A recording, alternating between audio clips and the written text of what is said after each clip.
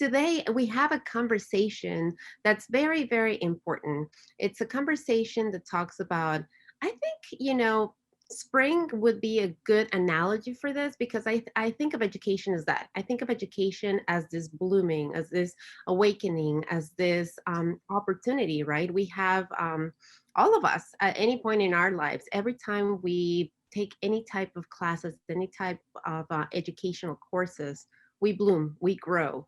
And so that's why I make that analogy with spring. But sometimes affordability gets in the way of that process, of that growth. And we're here to talk about this morning about some ways that we can maybe get rid of those barriers of affordability and help students pay for college. And that's the Maryland College Promise Scholarship. And I'm honored to have Dr. Bernie Sadusky. He is the Maryland Association of Community Colleges Executive Director, and Brooke Henderson, the Director of Marketing and Communications, with me to talk in depth about the Maryland College Promise Scholarship, what it is, how to apply, where to find more information, but more especially and more importantly, the impact, because it's important to understand the impact that it's making, the difference that it's making, and why we continue to support and get more funding for the scholarship. Thank you both for joining me this morning. I really, really appreciate it. And I always like to start my interviews by getting to know my guests a little bit better. So Dr. Zdowski, well, we're going to start with you. If you could just tell us a little bit about yourself and where your passion for community college education comes from. Welcome to you both and good morning. Well, thank you, number one, for having me, and we will absolutely try to answer your questions. We want to make sure that folks who are listening to this, if they have an interest, that they pursue that, because one of the things is that the state has money, and we're very encouraged that the governor understood that he needed to restore the money going forward into a $15 million fund to address, as you've alluded to, the affordability issues. So by way of background, I'm Maryland, by way of title is I'm the executive director of Maryland Association of Community Colleges. But quite frankly, the majority of my background was at the K-12 field, all right? And one of the most noteworthy was that I was a superintendent for a long time in Queen Anne's County, and then I was the interim state superintendent for a year at the state level, and then I had the good fortune to work with Dr. Charlene Dukes from Prince George's County, and she enticed me to come to community colleges. But at that time, we were dealing in silos. K-12 did their own thing. We kept some data about what happens to our graduates after they leave high school, but basically we had pushed them on, and it was the college's responsibility and so forth. We know that thinking was not sound thinking. And when we look back at the amount of students who were able to go to college, they probably had a lot of encouragement from home, parents who knew how to access the system, perhaps parents who had a post-secondary experience. But as high as 50% or more did not know how to access that. And the more first-generation Americans that we did get, it became increasingly apparent that they didn't know that there was money out there. And then depending on the effectiveness of each of their guidance counselors' capacity to deal with students, they may or may not have gotten that message. And consequently, they probably turned away and said, I just can't afford it. Well, the truth is, we've always had money. We've never had as much money as we have now. And the truth is that affordability to college is still the number one barrier why students would drop out, stop out, or not go, or not try. From my perspective, as a former K-12 person, I said, the community college is doing a great job, but they can't do it alone. And we've got to have a broader effort. So we try to take down the silos with the K-12 community. We try to make sure that we're reaching folks for two reasons. Number one, if we don't, we're going to have a disenfranchised class of students who can not access what we call good paying jobs and enter into the middle class. The second one, very selfishly, is that Maryland's economy depends on a post-secondary experience. High school graduation is not going to get it anymore. It's just not going to cut it. I know there are a lot of students in high school who want to hear me say that. They'll be happy to put the books down and say, had enough, right? The fact is, it's not enough. And we need to be more clear about that message. So from my standpoint, thinking back to my own experiences, it was like tunnel vision. And what I particularly became in love, as you call, or evolution for why I really like community colleges, because the vast array of job opportunities, the vast array of how students can match their particular skill sets or their particular wants and desires with the job market. And quite frankly, education has a lot of sins, and we weren't always very good at doing that. We're better. We could be better, but at the same time, it was apparent that, we got a lot of folks who didn't like world history in high school. They're not going to like it at the community college either. But there's a whole bunch of certification things that they like that can lead to jobs. So it almost became like a mission that we've got to do better. We've got to be able to go out and talk to folks. We've got to be able to market what we're about. Community colleges, they've been around for quite a number of years, but their prominence is now because the world is changing, and folks don't necessarily need a 4-year degree or a general studies 2 years degree, but they need something. And guess where they get it? Here. And we don't think that they need to have a life's lesson and then return when they're 25 and 26. We like that they do that. But at the same time, we also feel that we ought to be better at meeting their needs. And community colleges do that. And that's why I think community colleges are so genuine. What are your needs? And we're going to get you there.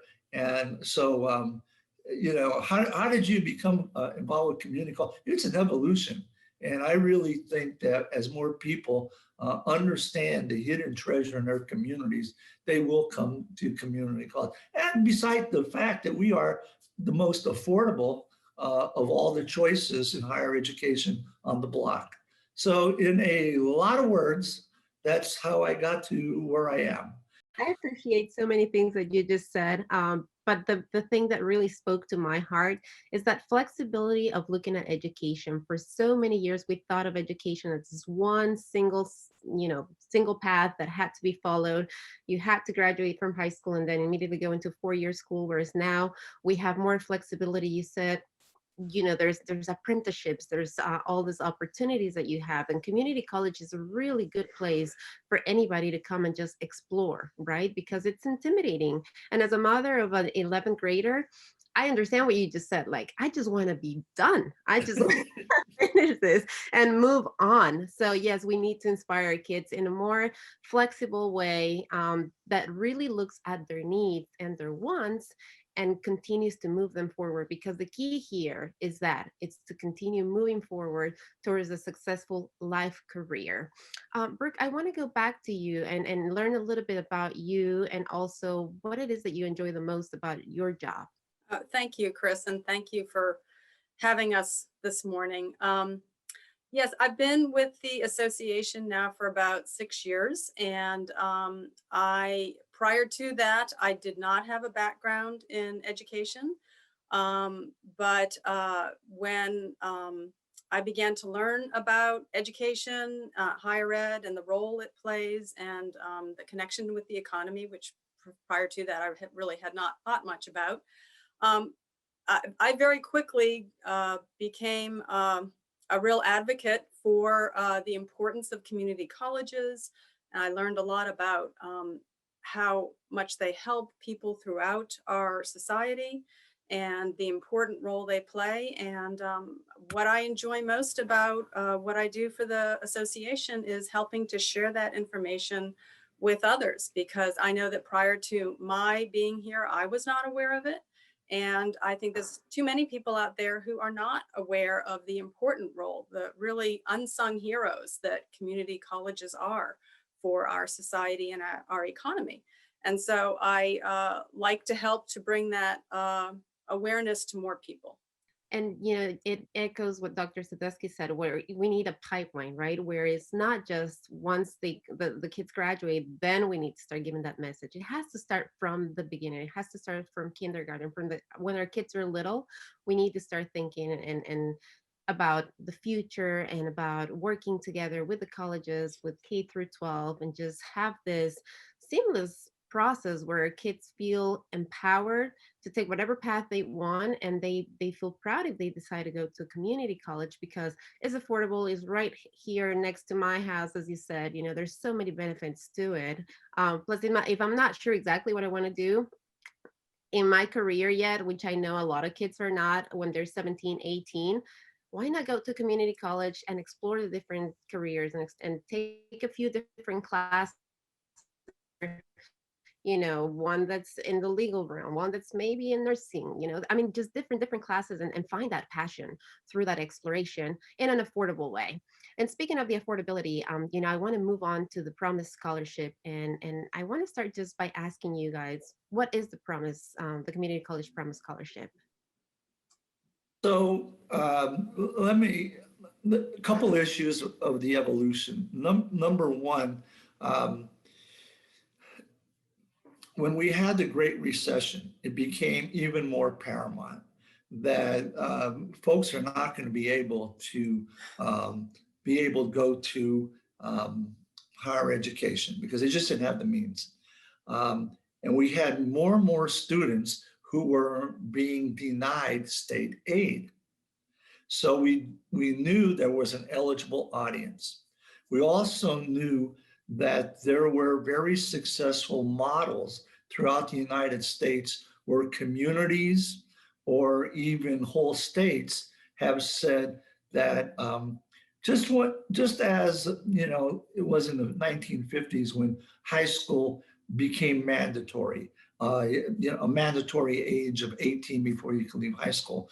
The question was it now mandatory for government to say we have a role in making sure that our students get that skill knowledge base that we know that our economy is going to need. So the answer was we had a waiting list.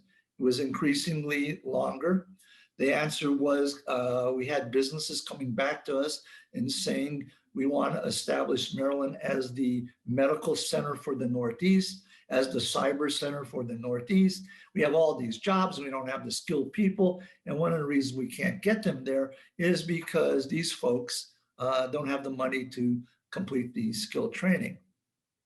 So the combination of that, and Senator Pinsky from Prince George's County was very instrumental in saying, we got to address it some way. And there's other ways to address it, but it said, wait a minute, let's make it a promise to our citizens that if you have the desire, we are not going to put a barrier up in our state that you can't, you're not able to do that. So the evolution was one, growing need economically, to growing lines of folks who just could not get financial aid.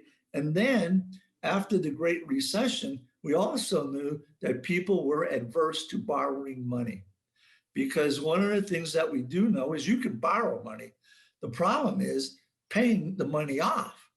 And a lot of folks say, wait a minute, I'm not willing to take that risk. In fact, I mean, we hear talk now with the new administration to forgive a certain amount of student debt. We hear some of that discussion at the state level.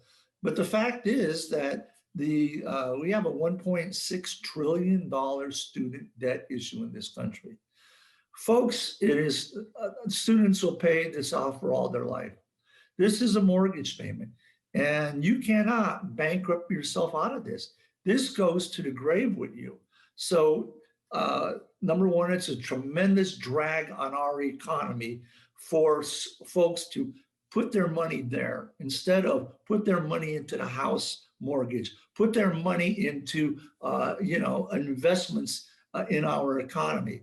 So we know all of those things play together, and that's kind of how the state decided, we're going to do this and we're going to try it. And then we're going to put an initial amount of $15 million into it. And with the understanding that it may in fact have to grow. Okay. So that was the evolution. So growing need, financial need, and people adverse to borrowing. And a lot of first generation Americans, they want to own a home. It's still, I have my house. What they don't want is to not being able to do that because I made the choice to borrow the money and I can't pay it off. So those were the factors that kind of got us where we are. I love the fact that it came from this idea of promising, making this promise to the people that we don't want a barrier in your goals to move forward. I absolutely love that. So let's go a little more in depth. And part of the description of the scholarship itself says that it's a last dollar award scholarship, and maybe a lot of people are not familiar with with what that means. So let's explain that a little bit. Okay, so there are different categories of student aid, starting with federal aid and state aid. So what we know is that there may be students who are eligible for some of those different pockets of aid. You must apply, and if you get that aid, then you may be still eligible for the promise. But the whole idea is that we want to make the promise money go as far as possible. So if you can get aid someplace else, bring that to the table. Our financial advisors at the colleges will tell you exactly how much aid that you will be eligible for. And all it is if you have other aid, use it first. We're not going to, you're not, excluded, but we want to make sure that the money goes as far as possible. And that's the whole premise of it. Most states, all states that have a promise scholarship, it's last dollar. Because the numbers are growing, okay? And we just want to make sure, and the price of education is growing. So consequently, those two factors, let's make the money, let's make the checkbook go as far as we can. So it's actually a good thing because, or at least in my eyes, right? Because you have to apply, you have to get you're literally pulling from all of the resources that are available to you as a student. And then if you still fall short, there's this one extra piece of money that you can grab from and pay for all of your education. So in my eyes, it's actually this supplement that maybe wasn't there before, but just came over here to really allow, like you said, to really just completely take away the barriers as students are moving forward in education. Who is eligible for this scholarship? Before I cover eligibility, Chris, I just wanted to clarify something you said about this reserve, which it does serve as, and it is absolutely a benefit that it's last dollar, because that does help to make it go further than it would otherwise. But it's at this point in time in Maryland, it's $15 million, which sounds like a lot of money, but compared to the need that's out there, there's still a long way to go. And so we do hope that pot of money grows, and so that more people can take advantage of it to further their education, to further their career training. And then in terms to address your eligibility, so with that in mind, although it is available, it's not as if it's going to help everybody who wants to go, because there's not enough money there. Whether students are using the MISFA or the FAFSA, is based on several factors. If the student is a single student, independent, living on their own, of any age, or even a high school student who's high school, early college age students who's living on their own, the income for that is $100,000 limit, no more. For students living in a two-parent household or a married student, the income limit is $150,000 per year, no more. For a high school student, there is applying for the Community College Promise, there is a GPA requirement of 2.3 during their senior year, a cumulative unweighted GPA. For a student who's already attending community college, and wants to continue, because this is an annual application students need to file, they must have a cumulative community college GPA of 2.5. Students do not need to be US citizens, but need to be eligible for in-state tuition in the state of Maryland. There is a full-time enrollment requirement. Full-time for credit programs is 12 credits. Full-time for a non-credit program is defined differently by that particular program that the student may be enrolling in, and that's something they need to discuss with financial aid at their community college. This is also, the Community College Promise is also available to students who have received a GED. Again, there's no longer an age requirement associated with this scholarship. So students who've received a GED or graduated high school in Maryland are both eligible. And you mentioned something, Brooke, that I want to go back to. You said that there's not enough, right? It sounds like a lot of money, but there really isn't enough when it's compared to the need that we have right now. What can we do? What can I do as Chris Oviedo? What can my neighbor do to help increase the amount of money that's available for a student? Anything that we can take action on? Is there any type of support that we can provide so that, at government, they realize the importance of it and hopefully add more money into the pot? Well, I think there's two things, and I think Bernie may have some points to add to this, but one is be sure to let your state legislators that represent your district know that this is something that's important. What's happened with the Promise is it's a relatively new program. It was the first year was 2019 was the first year that students could actually receive the Promise. And unfortunately, prior to that time, there had not been clear information that was shared sufficiently with the public about it. So we didn't have a lot of applications. Not because we didn't have the need, just because people were not aware of it or they were unclear on the requirements. And so that has now been addressed. But that first year, we didn't have very many applicants, didn't use all the money, which made it look into legislators in Annapolis and people who manage the budget that maybe we don't really need all this money. The following year was the year of COVID last year. Money was tight. The state had a lot of expenses that it doesn't normally have to manage. And so unfortunately, the program was cut almost in half. And so the second year, although we had lots of applications, we were not able to use, people were not able to take advantage of it. About a little over, about 2,000 students were left, were excluded from being able to benefit from the program. This year, we are again hoping that despite the fact that the program was cut last year, and despite the fact that a lot of our high school students are attending their schools virtually, and not getting the messages and the reminders that they might normally get from their school counselors to tell them to apply, to tell them about this program.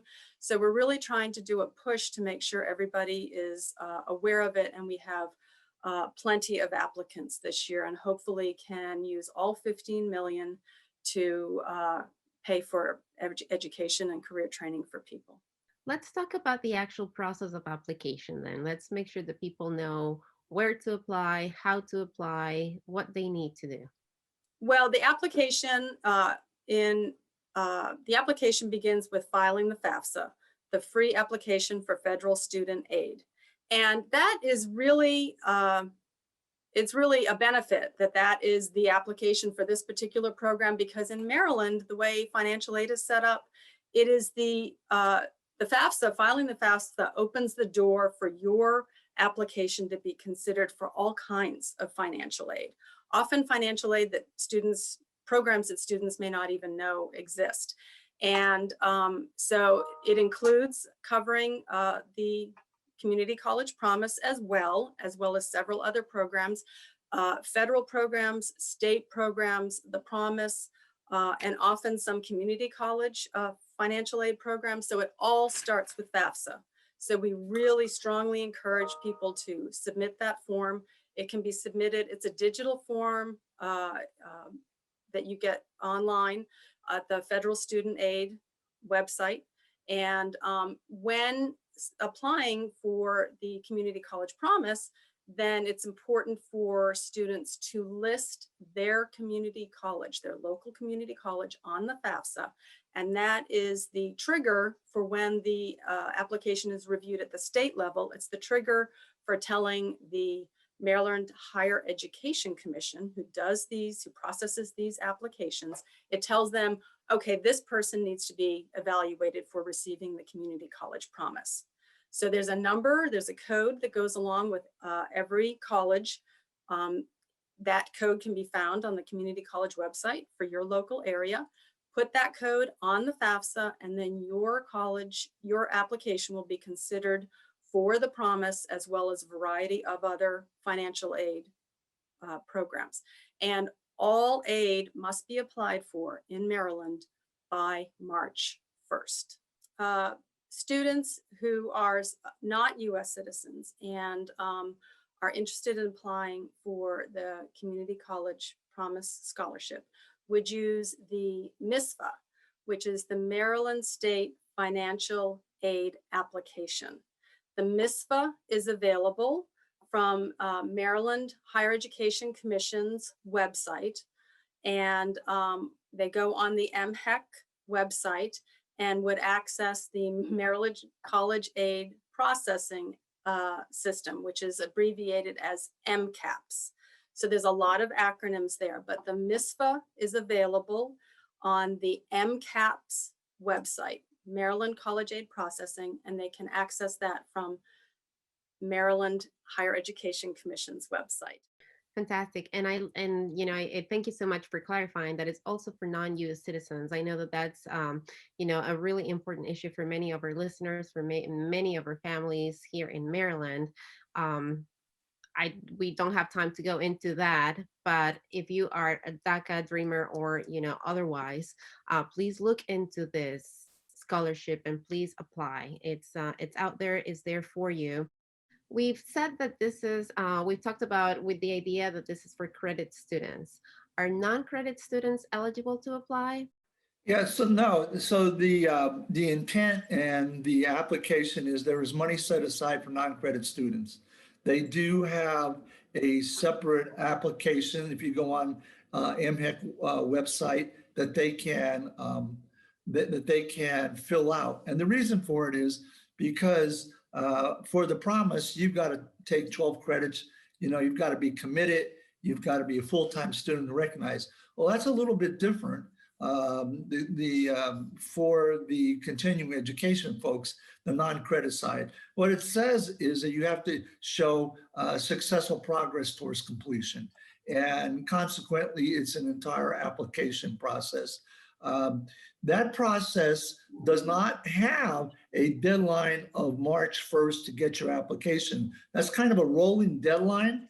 And the reason for that is we have so many non-credit classes that occur at different times, and the length of these classes may not be the same as a 3-credit course or whatever. So there's some variance there, but the point is that there is money there. So if you are interested in one of the non-credit, but leading to a certification class, then there is money set aside for you. Probably the state needs to do a little more in marketing that. Promise right now, everybody kind of understands This was an evolution that, well, what are we going to do for these students who probably will have some family obligations, and they're not going to be the traditional 18-year-old graduating from high school. So consequently, some money was set aside in the program. Students can apply for it, and we would hope that they do. What we're actually hoping is that we can provide information to the legislature that $15 million is not enough money. And money in the continuing education, the non-credit side, is not enough money, and we can increase that. Now, we're very encouraged, but what the legislature has said to us is, show us the data, show us that you have that need. So we're in that process. We are showing need on beyond $15 million, but we want to expand the non-credit side also.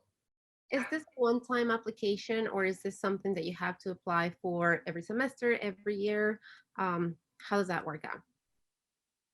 Well, you're given a priority if you've received money. Well, again, we want you to finish your degree. We want you to finish your certification, but you need to fill out that form. Obviously, because your financial situation may change from year to year. More people would be eligible, and especially during this COVID time. We have a lot of folks whose financial situations have changed, and they may not have been eligible before, but they are eligible now. And they may be in the middle of pursuing that degree. So we would encourage them. Yeah, they need to fill that out so that we have current financial data on them. But I do think, given the job loss in the state of Maryland, that more and more people would actually be able to take advantage of this program. Is there a maximum award for the scholarship? Is this, if somebody, so the way that we understood this is you apply for your FAFSA, you apply for it and you get all of these grants. Let's say my costs are, I don't know, 7,000 for the year. And the scholarship or the aid that I've received is about $4,000, $5,000. So I have an extra 2,000. Will the scholarship be enough? The promise scholarship be enough to cover this, am I exceeding the maximum already with that? So the maximum award is $5,000. Okay. Now, if you have other aid that pays for all your needs, this isn't like you're going to get some more money. That's why it's last dollar. But no, the maximum award is that. We have a lot of awards that are 1,000 or 2,000. Okay, so you have the whole variance of it's just not one size fits all. It's just not everyone gets a check for $5,000. No. That money is relative to, again, last dollar, whatever your other aid is. There are some students who get $5,000 awards. So again, it's all about your eligibility. And when this program rolled out, it had some other guidelines that students kind of shied away. You have to sign a promissory note to pay back the money. No, that's all gone. You had to work in Maryland X amount of years after you receive that's all gone, because we're a border state for so many of our counties. And a lot of our folks, especially around the metro area in DC, they work for the federal government, or they work, and it's like, well, we couldn't give you a scholarship, even though we're very proud of you, and you're going to pay taxes in Maryland. So, so we've taken those off. And as a result of that, we've had increased participation. So again, your question was $5,000, that's a maximum award. You may get 4, you may get 3, depending on what other aid you might have. And we're not repaying this. This is a scholarship, right? This is it. There's no repay. It's not a borrow. It doesn't go towards the 1.6 billion debt that we have. You talked, Brooke, earlier about changes to your application, and I know Dr. Sadowski also kind of like alluded to that right now. If there's changes, say for instance, I know that many students had the idea of going straight to a 4-year college. COVID came and they changed their plans, and now they decided to stay at a community college. If they had already submitted their applications, do they need to go and make those adjustments? Or if somebody submits by, say, March 1st with a 4-year school in the application, but then for whatever reason decides they want to stay at a community college, can they amend that and still be considered for this scholarship? Yes, that's a great point. I'm glad you brought that up. Yes, they absolutely can add again, they would add the name of their local community college to their financial aid application that they filed with federal, either the FAFSA with the Federal Student Aid Association or the MISFA with Maryland Higher Education Commission.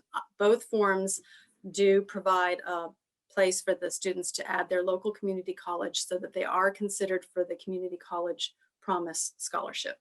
Wonderful. We've talked about affordability. We've talked about, and I know yesterday was Advocacy Day. And I really want to elevate that. I really want to talk about the importance and the impact that, you know, Advocacy Day has, the Promise Scholarship has in our community. At the beginning of the conversation, Dr. Sadowski, you spoke about economic need. You talked about people not being able to afford, not wanting to go more in debt. Um, the impact, I know that this just started in 2019, but for our economy as the state of Maryland, for our students, talk about that impact. Talk about what you see that this scholarship is doing that just wasn't there before, and how it's helping us all. Okay, so it means something to something different to everyone.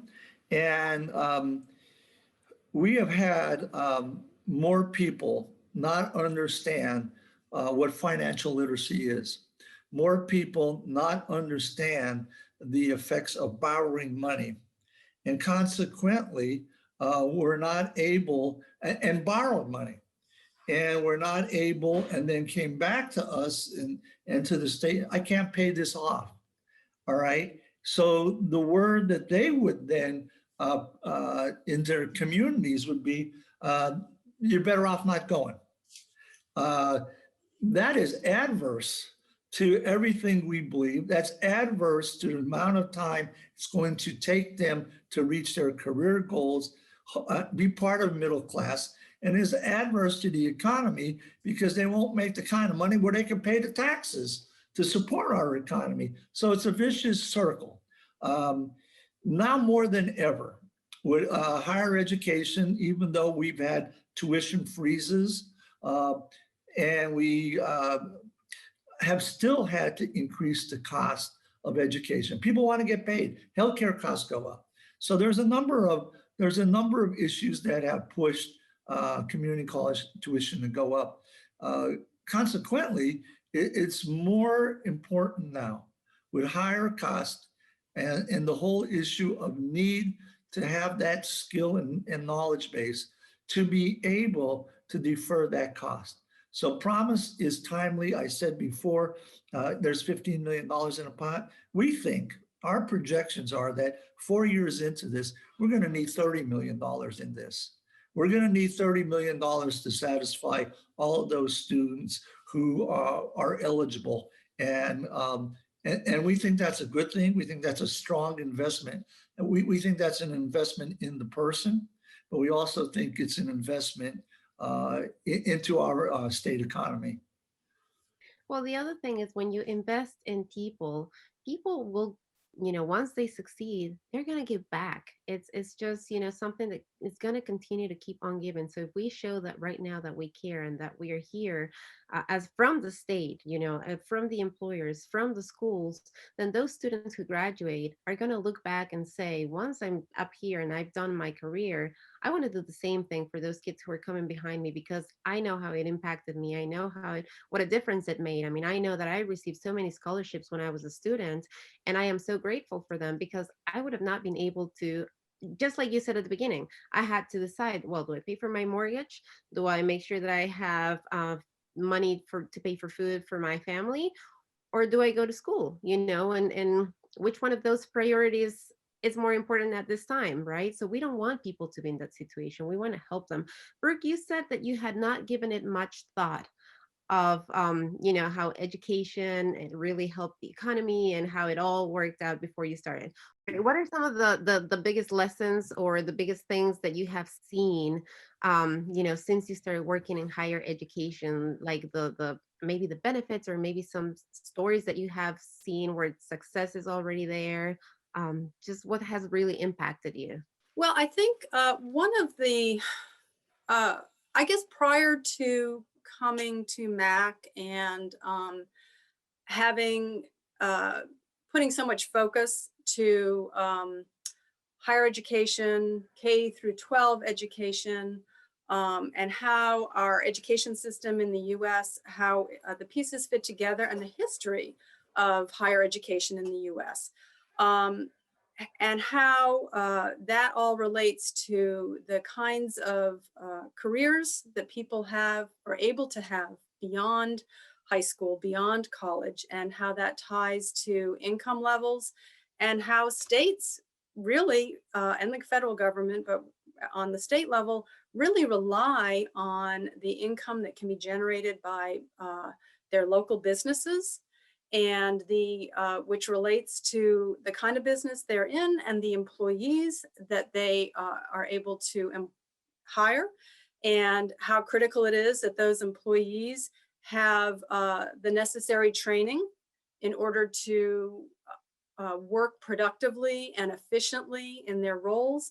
And I had never really thought before how all these things fit together very logically and how critical both the K through 12 education, but critical in terms of preparing students for next steps.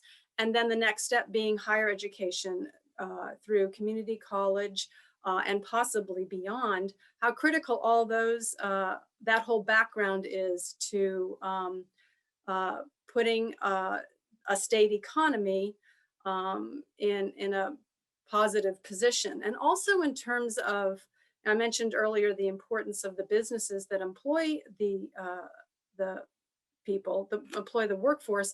It's also really critical in terms of making a location, a state, appear attractive to businesses and entities they may want to. They're looking for places to grow and expand or to locate or to start. You know, we're in a phase now in the world really where there's new businesses and new business models popping up all the time. And there's a lot of competition between states and locations to have these businesses. And one of the most, there's a lot of focus and oftentimes on, you know, taxes and what our taxes are.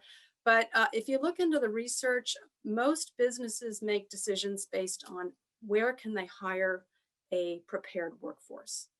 And so that's the role of education and higher education in the state. And that's the critical connection to our economy, is having a workforce that's ready to work and ready to work productively.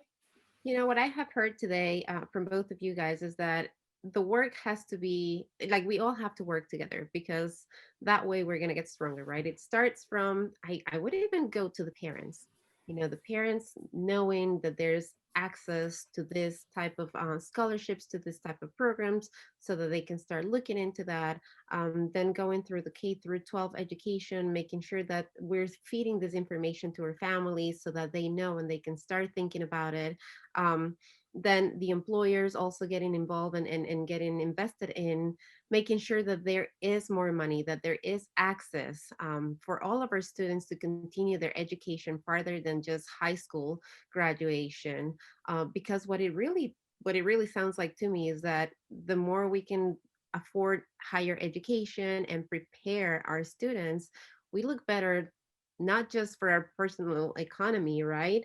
But like in the global economy, it just sets up apart because if, like you just very well said, if somebody's looking to invest and we show that we have a prepared workforce just ready to take any job, well, we're going to bring those jobs right here to Maryland. And I think that that's a win-win for everybody. So is there anything else you guys would like to add? We're getting ready to wrap our conversation. We have about 9 more minutes here left. But is there anything else you guys would like to add before we wrap it up? I would just say that, uh, folks, there's the onus is on you. The state has done their part. The organizations are out here messaging, um, but it does take initiative on the students' part and on the families' part. The last thing we want is to, well, I don't know how to apply.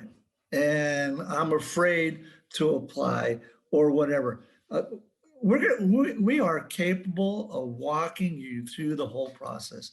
Every one of our college financial aid officers, every one of the folks that we have at the college who deal in this area will hold your hand to walk you through. But it does take your initiative.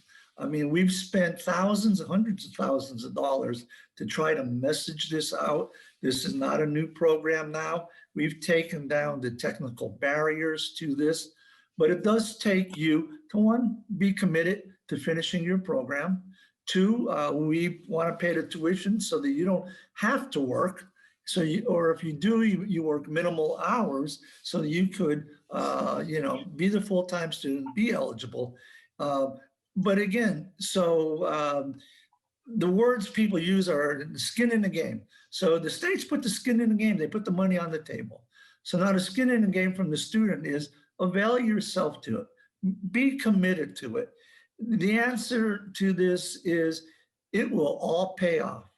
Even in your darkest moments, in the classes that you find so challenging, it will all be worth it. We have a very vibrant economy in the metro area. We know that Maryland is the highest per capita household income in the United States. And there's only one reason for that is because there are available well-paying jobs. Question is, are you willing to pay the price of doing your part to take advantage of that? And my answer is, you have the ability. Just the perseverance, avail yourself to all of these supports that we offer, and it will be all worth it for you. So if you're listening, don't waste another minute. If you're not sure, get on that MHEC website, look at all the provisions. Second thing is, go see your people at your college. They will be extremely helpful. And when it's all said and done, it'll be a rewarding experience for you. Frustrating sometimes, but it'll be a rewarding experience. Thank you for the touch of sincerity there in reality, because yes, it can be. Brooke, I want you to also open it up to you to say, just last remarks or anything that you want everybody to that's listening and watching to just keep with them. And also if you could just elevate where they can find information, where they can get in touch and get all the details about the scholarship. Thank you, Chris. I think Dr. Sadusky just said it very well. We've done as much as we can to try to make sure people are aware of this. The folks at our community college financial aid offices are ready to help people. The school counselors at the high schools are ready to help people. And even in this remote virtual world, they are accessible. So high school students and those out of high school can find help. They can look at the MHEC website. They could look at the MAC website. They can connect with the financial aid offices at their community colleges and get the help they need to file a FAFSA or a MISFA as appropriate and start the financial aid, start to find out what they might be able to get for financial aid, because there's a variety of programs out there. The Promise is a great one, but there's a lot of money available in a variety of places. And it all starts with filing the FAFSA or the MISFA. So we really encourage people to do that as quickly as possible. One thing that I learned about recently is the federal program has a special tool on their website, a little digital tool called the IRS DRT. DRT is short for Data Retrieval Tool. And what that does is it will, provided you set up your account, you do the initial information in terms of the application, and then you access the IRS DRT. And that will automatically transfer and securely transfer the necessary data from your prior year's 2019. For this FAFSA this year, it uses 2019 income tax data. If you access the IRS DRT, it transfers that information directly into your FAFSA so that you can quickly, securely, and privately apply for the financial aid through the FAFSA. That's not available at this point in time with the MIFSA, to my knowledge. Maybe that's something we can work on going forward. And I will make sure to put all the links where you can find more information on the comments here on our Facebook Live post so that you can access that. And if you have questions, like both Dr. Sadowski and Brooke just said, go to your counselors, go to your school. That's really where you can find people who are prepared, who know what they're looking for. Maybe you're saying, but wait a minute, 2019, I was doing fine. My taxes did not reflect my current situation. I know that based on my current situation because of COVID, I'm eligible.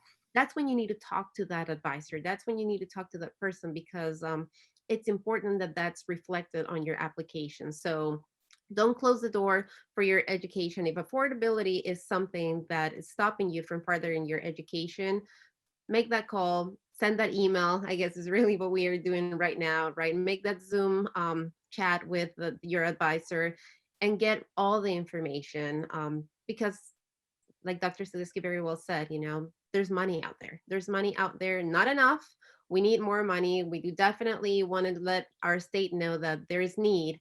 And how do we do that?